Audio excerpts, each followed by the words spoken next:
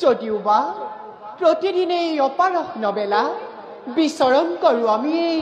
কাননৰ মাজে তোমাৰ মনে কিন্তু গতি কৰে অন্য কোনো স্থানে বাৰু কোৱাচোন সখী মন পখিলানো বাৰু কলৈ যাই উৰা মাৰি কোনোবা অচিন অজনা দেশত সখী কাইভাৱে যদিওবা থাকোঁ মই তোমাৰ লগত মন পখিলা উৰা মাৰি যেন কোনোবা অচিন কোঁৱৰৰ লগত সখী সখী কেতিয়া আহিব সেইখন কেতিয়া আহিব তেওঁ লৈ সপোন আখৰা আৰু সখী কেতিয়া হ'ম আমি একে ঠিকায়া অন্য হাতে তুমিতো জানাই দেৱী ভৈৰৱীৰ সেই বৰ দেৱী